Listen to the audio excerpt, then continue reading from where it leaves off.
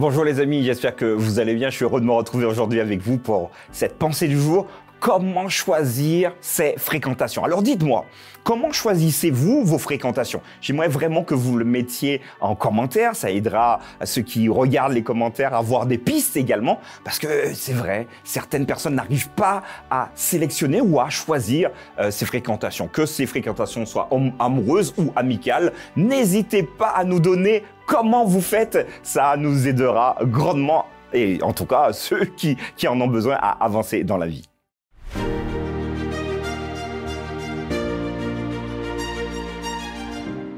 La pensée du jour se trouve dans Proverbes chapitre 22, versets 24 à 25. Ne te lie pas d'amitié avec un homme colérique et ne fréquente pas un homme irritable, de peur que tu n'apprennes ses voies et que tu ne te mettes un piège à ton âme. Voilà les amis, il y a quelques instants, je vous posais donc la question de savoir comment vous choisissez vos fréquentations. Alors, qu'elles soient amoureuses, qu'elles soient amicales, comment choisissez-vous? Alors, d'une manière générale, nous choisissons pas. Vous voyez, ça se fait un peu, comme on l'on dit, au feeling. Voilà, vous abordez quelqu'un, vous avez quelqu'un dans votre entourage. Voilà, le courant passe et puis on se dit « Ouais, ben c'est bon, t'es mon pote, ma pote, tu es mon ami. » Et voilà, et les choses se passent d'une manière générale comme cela. Néanmoins, le texte nous invite à faire attention et donc à sélectionner qui nous mettons autour de nous.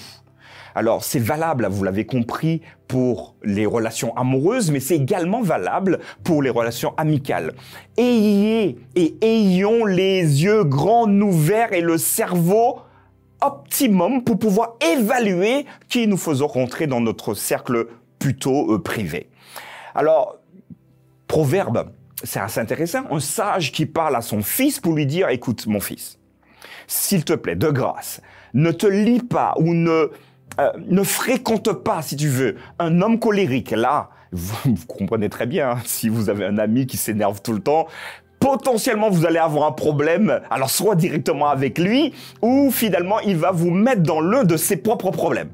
Et ce sage lui dira à son fils « Écoute, si jamais tu côtoies quelqu'un qui ne maîtrise pas ses émotions, qui ne maîtrise pas sa colère, qui ne maîtrise pas ses émotions, écarte-toi de cette personne. Pourquoi?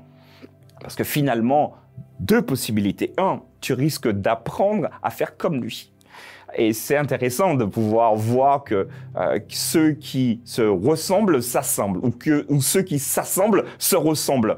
D'une manière générale, quand vous avez un style de vie, vous vous mettez avec ceux qui ont le même style de vie que vous et c'est plutôt socialement connu.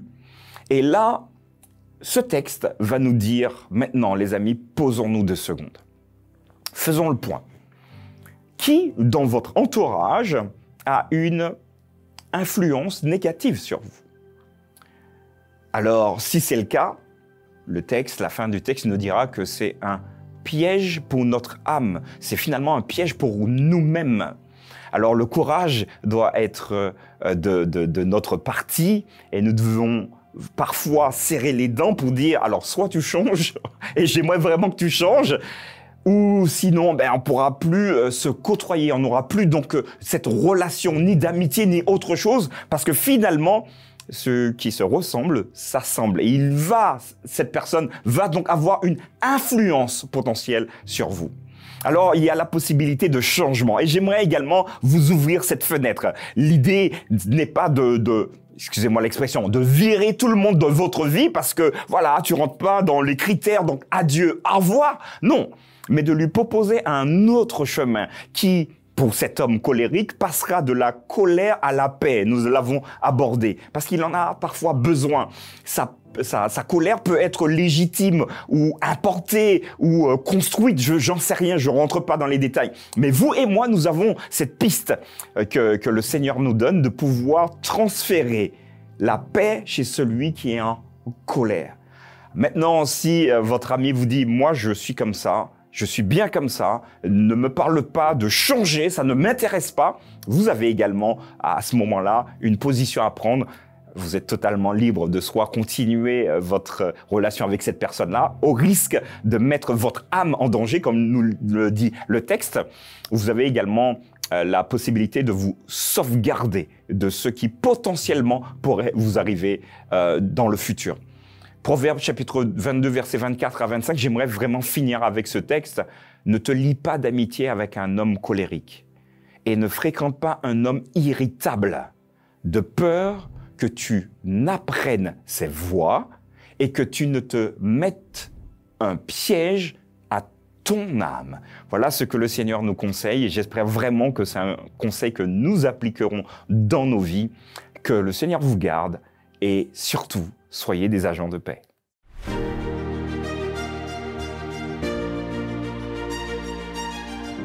Voilà les amis, nous avons abordé un sujet parfois un peu délicat. Vous savez, quand nous sommes en contact avec d'autres personnes, c'est délicat de les écarter de notre vie parce qu'ils vont nous traiter de tous les noms. Hein. Mais bon, c'est comme ça.